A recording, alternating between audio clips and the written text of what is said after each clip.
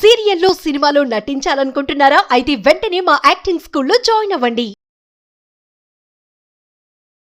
నమస్తే, welcome back to Suman TV. Present మనతో పాటు ఉన్నారు అనలిస్ట్ మందర్ కృష్ణారెడ్డి గారు. నమస్తే సార్. నమస్తే అమ్మా. సార్, మరి ఎట్టకేలకి తమిళనాడు సీఎం విజయ్ మరి ఆల్రెడీ సీఎం అయిపోయారు. మరి ఎన్నికల ప్రచారంలో చాలా వాగ్దానాలు కూడా చేశారు. మరి ఇప్పుడు ముందున్నటువంటి మరి భవిష్యత్ ఎలా ఉండబోతుంది ఆయనకి అని అంటే ఒక్కసారి మనం డీటెయిల్ గా మాట్లాడుకుంటే సార్. తమిళనాడుకు ముఖ్యమంత్రిగా కొత్తగా ఈ రోజున భరణీవిపూర్ణ చేసుకున్నటువంటి జోసెఫ్ విజయ్ అనేటువంటి వ్యక్తి ఒక సెన్సేషన్ క్రియేట్ చేశాడు. భారతదేశ రాజకీయాల్లో గొప్ప సెన్సేషన్ అది.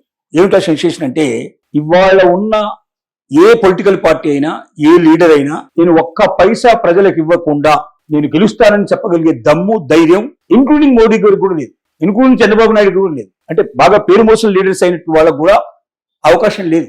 ఎందుకంటే ప్రజలు ఎట్లా అలవాటు పడ్డారంటే, అన్ని పార్టీల దగ్గర తీసుకొని ఒక డబ్బులు తక్కువ ఇస్తే వాడికి ఎంత ఇచ్చావు, నాకు ఎందుకు తక్కువ ఇస్తున్నావు అని చెప్పి రోడ్డు మీద పడుకొని కొట్టుకుంటున్నటువంటి సంఘటన మనం టీవీలో మనం చూస్తా ఉన్నాం. తర్వాత డబ్బులు తీసుకొని ఓటు ఎందుకు వేయలేదు, నా డబ్బులు నాకు వాపసు చేయండి అని పోయి డబ్బులు వసూలు చేసుకున్నటువంటి కార్యక్రమాలు కూడా మనం చూస్తున్నాం.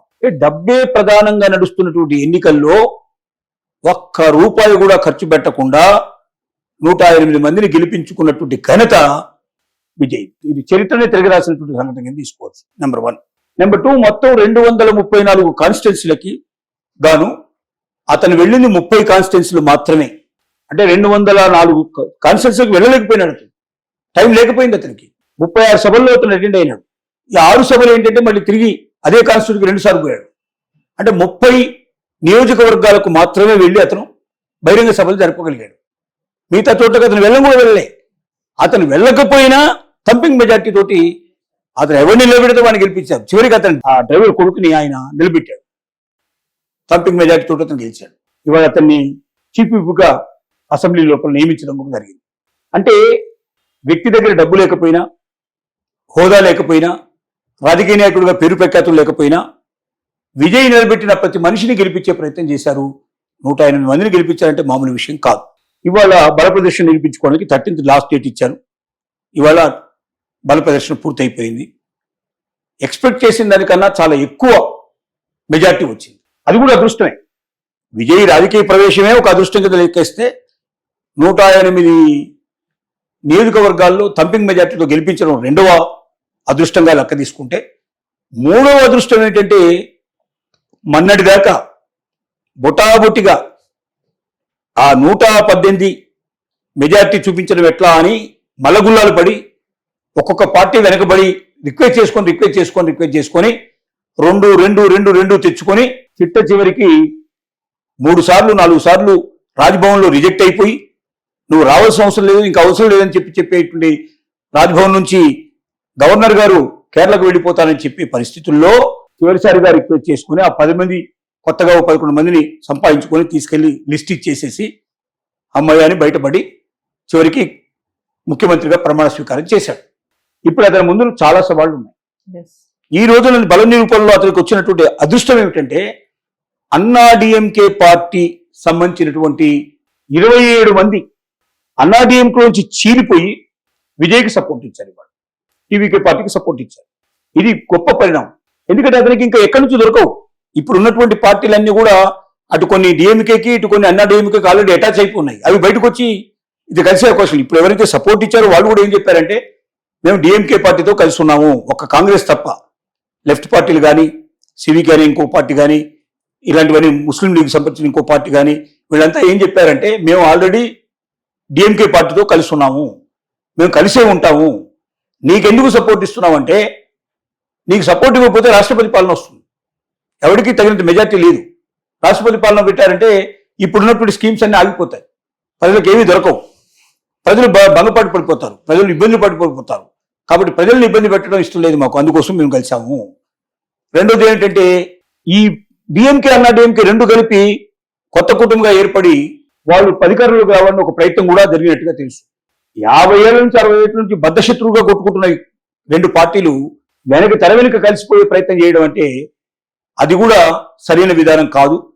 అందువల్ల ఇవి నిరోధించడానికే మేము ఏం చేస్తున్నామంటే, మీకు సపోర్ట్ ఇస్తున్నామని చెప్పాయి. ఏ క్షణంలో అయినా వాళ్ళకి సపోర్ట్ విత్డ్రా చేసుకుంటే విజయ్ కూలిపోతాడు. అంత భయపడుతూ ఉన్న తరుణంలో 27 మంది వచ్చి కొత్తగా కలవడం వల్ల ఈ 10 మంది బయటికి వెళ్ళిపోయినా ఇంకా ఢోకా లేకుండా నడిపే అవకాశం ఉంది. ఈ 25 మంది బయటికి వెళ్ళలేరుగా. ఎందుకు వెళ్ళలేరంటే వాళ్ళు అన్నాడీఎంకే పార్టీలోంచి వచ్చారు. 2/3 మెజార్టీ ఉంటేనే కానీ వాళ్ళని ప్రత్యేకమైన వర్గం కింద గుర్తిస్తారు. 2/3 మెజార్టీకి 3-4 ఓట్లు తక్కువ ఉన్నాయి వాళ్ళకి. ఈ 3-4 ఓట్లు పూర్తయ్యేదాకా వాళ్ళని ఒక ప్రత్యేక వర్గం కింద గుర్తించడం కష్టం.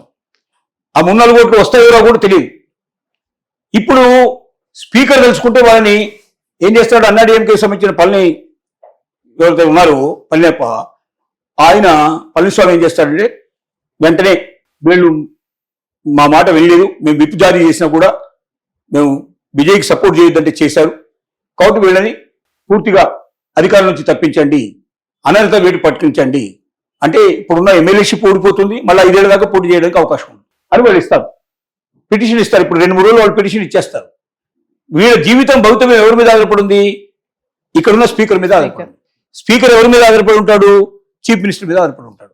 కాబట్టి విజయ్ చెప్తే వాళ్ళకి సంబంధించిన పదవులు ఉంటాయి, లేకపోతే వాళ్ళ ఎమ్మెల్యేలు ఊడిపోతాయి. అంటే ఇక వాళ్ళు వీళ్ళ చేతులు దిక్కినట్టే, వాళ్ళు పూర్తిగా వాళ్ళ ప్రాణం వీళ్ళ చేతులు చిక్కినట్టే లెక్క. కాబట్టి 5 ఏళ్ల పాటు నిర్విఘ్నంగా ఏ ఇబ్బంది లేకుండా పార్టీ నడపగలిగే శక్తి వచ్చింది అతనికి, బాగానే ఉంది. కానీ ముందుంది ముసళ్ల పండుగ. ఏమిటది? ఎన్ని వాగ్దానాలు చేశాడంటే 1,00,000 కోట్లకు పైబడి ప్రతి సంవత్సరం అదనంగా డబ్బు తెస్తే తప్ప అతను చెప్పినటువంటి వాగ్దానాలు నెరవేరే అవకాశాలు లేవు. ఆడవాళ్ళకు ఫ్రీ బస్ అన్నాడు.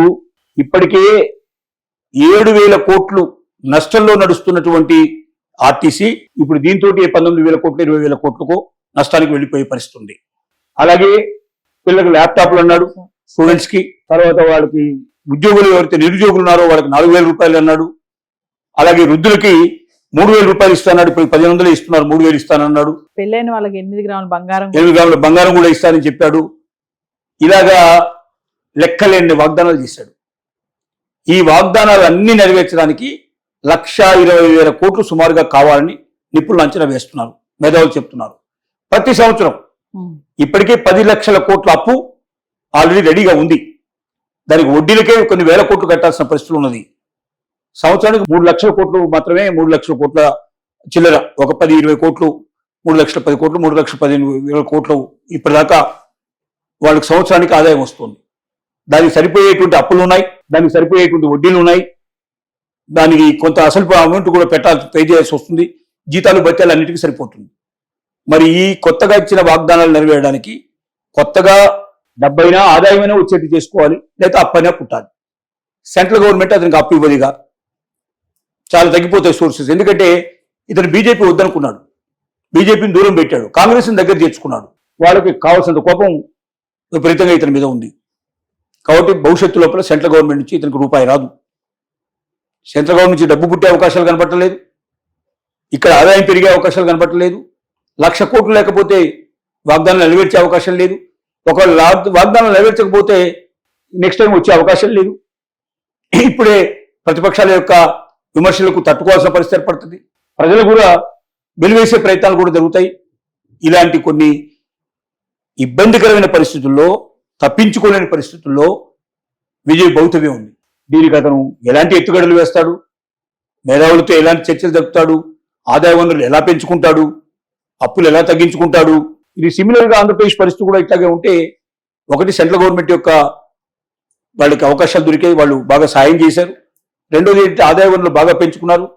తర్వాత అధిక వడ్డీ రేట్లకు తెచ్చినటువంటి అప్పులన్నిటి కూడా తక్కువ వడ్డీ రేట్లకు వేరే చోట తీసుకొచ్చి పాత చెల్లించేసేసి వడ్డీలు బాగా తగ్గించుకున్నారు. అట్లా రకరకాల పద్ధతుల ద్వారా సస్టైనబిలిటీ అనేది సంపాదించుకున్నారు అక్కడ. మరి అలాంటి మేధాశక్తి ఉండడానికి ఇతని దగ్గర అనుభవం లేదు. ఇతను ఇప్పటిదాకా రాజకీయాల్లో ఫ్రెష్ క్యాండిడేటు, నిన్న దాకా అసలు అసెంబ్లీలో మాట్లాడడం ఎట్టాగో తెలియదు. ఇలాంటి కొత్త వ్యక్తి ఇన్ని సమస్యల మధ్యలో, ఈ సుడిగుండాల మధ్యలో, రాజకీయ రణరంగ క్షేత్రంలో ఒక్కొక్కరు కాకలు తీరినవాడు. డిఎంకే పార్టీ 40-50 ఏళ్ల నుంచి రాజ్యం చేస్తున్నటువంటి పరిస్థితి, ఏ అన్నా డిఎంకే 30-35 ఏళ్ల నుంచి రాజ్యం చేస్తున్న పార్టీ, దాంట్లో దీంట్లో కాకలు తీరినటువంటి వాళ్ళు ఉన్నారు. ఇలాంటి వాళ్ళందరి మధ్యలో అసెంబ్లీని నడుపుతూ, రాష్ట్రాన్ని నడుపుతూ, ప్రజలకు ఇచ్చిన వాగ్దానాలు నెరవేర్చుకుంటూ తను సక్సెస్ఫుల్ గా బయటపడగలిగితే, నెక్స్ట్ టైం కూడా ఎలక్షన్లో అతను థంపింగ్ మెజార్టీతో గెలవగలిగితే, తమిళనాడులో ద్రవిడ డామినేషన్ అనేది పాలిటిక్స్ లోంచి అంతమైపోతుంది. Yes. డిఎంకే అన్నా డిఎంకే రెండు కూడా ద్రవిడ పార్టీలే. ఇప్పుడు ఇతను మాత్రం నేను ద్రవిడం కాదు, నేను తమిళ పార్టీని అంటున్నాడు. ద్రవిడానికి నేను ప్రాముఖ్యత ఇవ్వనంటున్నాడు. కాబట్టి ఈ రకంగా ప్రజలందరూ కూడా సంతోషపడుతున్నారు. ఎందుకంటే 40-50 ఏళ్ళ నుంచి ద్రవిడం ద్రవిడం ద్రవిడం విని విని వాళ్ళకి బోరు కొట్టేసింది. ఇందులోంచి ఎట్లా బయటపడతామా, ఎవడొచ్చి కాపాడతాడు అనుకుంటే చివరికి విజయ రూపంలో కనబడ్డాడు. కాబట్టి ప్రజలు తంపిక మెజార్టీ ఇచ్చారు. భవిష్యత్తులో దాన్ని నిలబెట్టుకోగలిగితే నిలబడతాడు, పడిపోతే మాత్రం ఇంకా కొత్త వాడికి అవకాశం దొరకదు. భవిష్యత్తులో ఇంకా ఏ పార్టీ కూడా ద్రవిడ పార్టీలు కాకుండా కొత్త పార్టీ వచ్చే అవకాశమే లేదు. అలాంటి సమాధి శాశ్వతంగా సమాధి కట్టే అవకాశాలు కూడా ఉన్నాయి. Thank you.